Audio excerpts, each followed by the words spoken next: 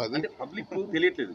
ఇప్పుడు అసెంబ్లీలో ఉన్నటువంటి ప్రొసీజర్ ఏంటంటే పార్లమెంటరీ ప్రాక్టీసెస్ ఎలా ఉంటుందంటే ఎప్పుడే కానీ ఏ సభ్యుడైనా మాట్లాడాలి అంటే అది స్పీకర్ గారి పరిధి ఉంటుంది.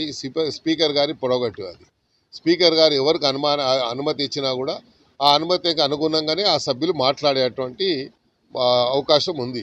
అందులో భాగంగానే నేను అడగడం జరిగింది. హైదరాబాద్ సమస్య వచ్చింది కాబట్టి హైదరాబాద్లో పుట్టి పెరిగిన వాడిగా హైదరాబాద్ నగరంలో సుమారు 6 పర్యాయాలు నేను ఎమ్మెల్యేగా మరి 3 దశాబ్దాలుగా శాసనసభ్యుడిగా ఉండి హైదరాబాద్ ప్రజల సమస్య వచ్చినప్పుడు హైదరాబాద్ అందరు ప్రజలు వచ్చి చెప్పుకోలేరు కాబట్టి వాళ్ళకున్న సమస్యల మీద నాకు ఉన్నటువంటి అవగాహనని ప్రభుత్వం దృష్టికి తీసుకుపోవాలని నేను స్పీకర్ గారిని విన్నవించుకున్నప్పుడు స్పీకర్ గారు నాకు అవకాశం ఇచ్చారు. ఆ అవకాశాన్ని సద్వినియోగం చేసుకోవాలన్నటువంటి ఆలోచనతో నేను మైక్ పట్టుకోగానే అక్కడి నుంచి ఉచ్చరించినటువంటి మాటల్ని వాళ్ళు మాట్లాడుతూ వాడు వీడు అని అక్కడి నుంచి మాట్లాడుతూ ఉన్నారు. నేను మాట్లాడింది మాత్రము మైక్లో వచ్చింది. వారు అక్కడి నుంచి మాట్లాడేది రికార్డులోకి ఎక్కలేదు. అదే మా దురదృష్టం. వాళ్ళు మాట్లాడింది ముఖ్యమంత్రి గారి గురించి ఏ రకమైనటువంటి సంబోధించారు ఏకవచనంతో కానీ ముఖ్యమంత్రి గారు మేము ఎప్పుడు కూడా ఎవరిని కూడా అలాగా కించపరిచేటువంటి నైజం కలిగినటువంటి వాళ్ళం కాదు. ఎందుకంటే వాళ్ళు మాట్లాడే తీరుని దృష్టిలో ఉంచుకొనే తెలంగాణలో ఊత పదం కాబట్టి ఆ ఊత పదంగా నేను అనేసాను తప్ప ఉద్దేశపూర్వకంగా ఎవరిని అనాలని కాదు. వాళ్ళు కూడా మాకాడ చిన్నవాళ్ళు ఎదగాలని కోరుకుంటాం, ఇంకా పైకి రావాలని కోరుకుంటాం. కానీ ఇలాగా శాసనసభ మొదలైనప్పటి రోజు నుండి శాసనసభ అని ఏది అవకాశం వచ్చినా ఆ అవకాశాన్ని సద్వినియోగం చేసుకోకుండా ఫైనాన్స్ మీద బడ్జెట్ మీద మాట్లాడే అవకాశం ఉండే, వాళ్ళ సూచనలు ఇచ్చేటువంటి అవకాశం ఉండే, ఒక ప్రతిపక్షంలో ఉన్నప్పుడు ఒక నిర్మాణాత్మకమైనటువంటి సజెషన్స్ ఇచ్చేటువంటి బాధ్యత ఉంటుంది. అది ఇవ్వలేదు. అదేవిధంగా అప్రాపరేషన్ బిల్ మీద వారు సజెషన్స్ ఇవ్వలేదు. కేవలం నిందించాలి, ప్రభుత్వం యొక్క మరి ప్రభుత్వంకి తప్పులు చేశారని చెప్పడానికి ప్రయత్నం చేశారు. అదేవిధంగా చారిత్రాత్మకమైనటువంటి నిర్ణయం మొన్న ఒకటి వచ్చింది సుప్రీంకోర్టు ద్వారా. ఈ SC/ST వర్గీకరణకు సంబంధించి ఒక హిస్టారికల్ డిసిషన్ వస్తే దాని మీద మాట్లాడకుండానే పోయారంటే వాళ్ళకు ఈ జాతి పైన ఎంత ప్రేమ ఉందో ఎంత అభిమానం ఉందో దాన్ని బట్టి మనం అర్థం చేసుకోవచ్చు. అంత మంచి అవకాశాన్ని సద్వినియోగం చేసుకోకుండా కేవలం ఒక అంశాన్ని తీసుకొని సబితా ఇంద్రారెడ్డి గారి మీద అందరికీ గౌరవం ఉంటుంది. ఆమెను ఎవరు కించపరిచారు, ఆమెను ఎవరు అవమానపరిచారు. అందరితో ఆమెకు అనుబంధం ఉంది. అందరూ ఆమెని మన ఒక అక్కలాగానో ఒక అత్తలాగానో మేము చూస్తాం కాబట్టి ఆమె మీద ఎప్పుడూ ఎవరి లేదు. ఒకవేళ అలా అని ఉంటే కూడా మేము తప్పైందని చెప్పేవాళ్ళం. కానీ అలా ఏం జరగలేదు. కానీ ఆ అంశాన్ని తీసుకొని అంత మంచి అవకాశం అప్రాపరేషన్ మీద మాట్లాడలేదు. మరి ఒక SC/ST వర్గీకరణ జరిగితే అంత పెద్ద వర్గీకరణ మీద మాట్లాడేటువంటి అవకాశాన్ని కూడా జారవిడుచుకున్నారు. కాబట్టి వాళ్లకు శాసనసభ నడవాలని లేదు. శాసనసభని ఎలా అంతరాయం దాన్ని డిస్టర్బ్ చేయాలి, ఆ ప్రొసీడింగ్స్ని ఆపాలనే ప్రయత్నం జరిగేది. నిన్న జాబ్ క్యాలెండర్ ఇవ్వలేదు అని రోజు అరుస్తున్నారు. మరి డిప్యూటీ సీఎం గారు జాబ్ క్యాలెండర్ ఇచ్చిన తర్వాత ప్రొసీజర్ ఉంది. పార్లమెంటరీ ప్రాక్టీసెస్ ఏంది, శాసనసభ యొక్క వ్యవహారాల పరిస్థితి ఏందో వారికి కూడా తెలుసు.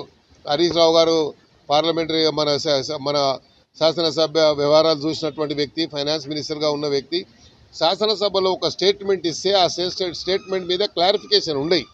మీకు దాని మీద ఎప్పుడైనా మాట్లాడాలంటే నెక్స్ట్ సభలో మీరు దాన్ని ఒక ఎజెండాగా తీసుకొని డిస్కషన్కి ఇవ్వమని అడగాలి. చెప్పకుండా మీరు దాని మీద స్టేట్మెంట్ మీద మాకు క్లారిఫికేషన్ కావాలి అన్నారు. రూల్ పొజిషన్ చాలా క్లియర్గా ఉంది. ఎప్పుడే కానీ ఒక స్టేట్మెంట్ ఇస్తే ఆ స్టేట్మెంట్ మీద మనకు క్లారిఫికేషన్ ఇచ్చే అవకాశం ఉండదు, ఇంకో సభ్యుడు మాట్లాడే అవకాశం ఉంటుంది. స్టేట్మెంట్ అనేది ప్రజల దృష్టికి తీసుకొస్తారు. దాంట్లో ఉన్నటువంటి విధి విధానాలని డిప్యూటీ సీఎం గారు క్లియర్గా ఎక్స్ప్లెయిన్ చేశారు. డేట్ వైజ్గా డిక్లేర్ చేశారు. అంతా క్లియర్గా చెప్పిన తర్వాత కూడా వాళ్ళు వినలేదు. సరే, మరి ధరణి పోర్టల్ మీద మాట్లాడారు. ధరణి పోర్టల్ ఎంతసేపు మేము చేసిందే కరెక్ట్ అన్నారు. ఎంతోమంది దానికి బలైనని చెప్పి రాష్ట్రం అంతా ఉన్నటువంటి అందరూ కూడా రైతులు కానీ మరి ఎంతోమంది ఇబ్బందులకు గురయ్యారు ధరణి వల్ల. దాని మీద ఏం మళ్ళీ సజెషన్ లేదు.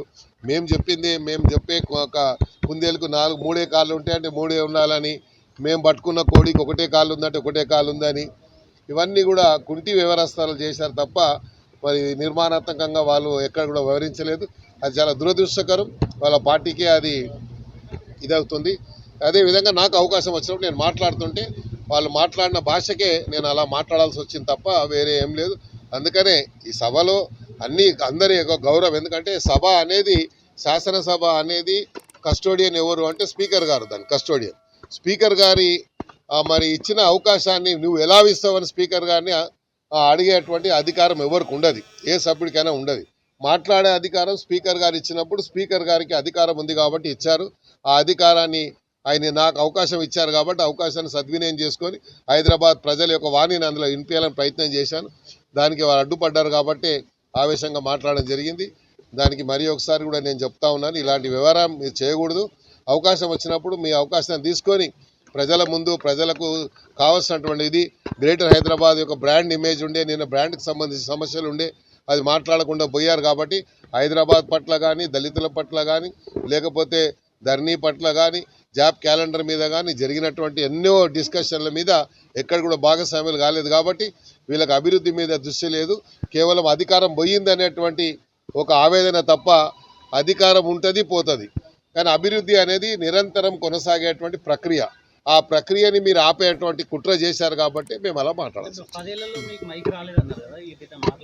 తెలుసు అందరికీ, మీకు అంతా మీడియాకు తెలుసు, అందరికి తెలుసు. ఎన్నోసార్లు ఇదే హైదరాబాద్కు సంబంధించి చర్చ ఎన్నో సందర్భాల్లో జరుగుతుంటే ఆ చర్చలో భాగంగా నేను భాగస్వాములు కావాలనుకున్నప్పుడు రాలేదు.